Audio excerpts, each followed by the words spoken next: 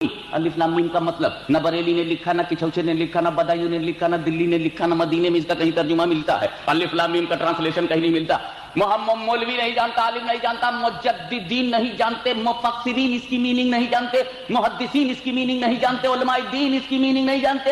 میں منبر رسول پر بیٹھ کر چیلنج کرتا ہوں کہ خود جبریل امین بھی اس کی میننگ نہیں جانتے، خود جبریل امین بھی اس کی میننگ نہیں جانتے۔ الف کا کیا مطلب ہے جبریل کو نہیں معلوم، لام کا کیا مطلب ہے جبریل کو نہیں معلوم، میم کا کیا مطلب ہے جبریل کو نہیں معلوم۔ اچھا کیا سچویشن ہوگی جب جبریل وحی لے کے آئے؟ تو پہلے تو تم وہ بات سن لو جو ہوئی، پھر اس کو آئیڈیا سے سوچو، نیکسٹ کیا ایکشن مجھ سے سن لو، ری ایکشن آٹومیٹک سمجھ میں آ جائے گا۔ ایکشن مجھ سے سمجھ لو، ری ایکشن آٹومیٹک سمجھ میں آ جائے گا کہ جبریل امین لے کر کے رسول کے پاس آئے۔ جبریل نے کہا الف، رسول نے کہا فہمتو، جبریل نے کہا لام، رسول نے کہا فہمتو، جبریل نے کہا میم، رسول نے کہا فہمتو۔ یعنی جبریل جب آئے کہنے لگے الف، رسول نے کہا میں سمجھ گیا، لام میں سمجھ گیا، رسول صرف اتنا کہہ رہے میں سمجھ گیا۔ اور جب جبریل نے کہا میم تو رسول نے کہا میں سمجھ گیا۔ اور جب جبریل نے کہا ذالک الکتاب لا ریب فیہ ھدی للمتقین الذین یؤمنون بالغیب، تب رسول نے نہیں کہا میں سمجھ گیا۔ الف پہ کہا میں سمجھ گیا، لام پہ کہا میں سمجھ گیا، میم پہ کہا میں سمجھ گیا، اور ذالک الکتاب پہ نہیں کہا میں سمجھ گیا۔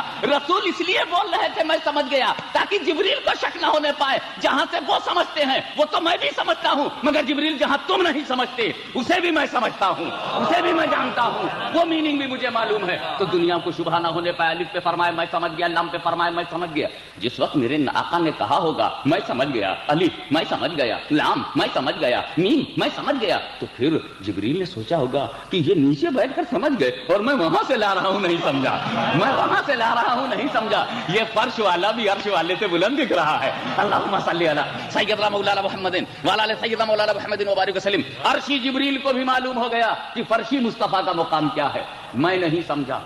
بڑا ضروری تھا، اٹ واز موسٹ امپورٹنٹ کہ قرآن میں کچھ آیتیں ایسی بھی ہوں، قرآن میں کچھ آیتیں ایسی بھی ہوں جن کی میننگ خود جبریل کو معلوم نہ ہو، تاکہ مولویوں کو پتا چل جائے کہ جبریل کا کام صرف وحی کا لانا تھا، میننگ بتانا ان کا کام نہیں تھا، رسول کو پڑھانا ان کا کام نہیں تھا، رسول کو سکھانا ان کا نام تھا نہیں تھا۔ Jibreel was the servicer of prophet, not teacher of prophet. رسول کے وہ پروفٹ نہیں تھے۔ میرے نبی نے جب فرشتوں سے پڑھنا پسند نہیں کیا تو مولویوں سے پڑھنا کیا پسند کریں گے؟ اللہم صلی علی سیدنا مولانا محمد وعلی آل سیدنا مولانا محمد وبارک وسلم۔ صلاۃ و سلام علیک یا رسول اللہ۔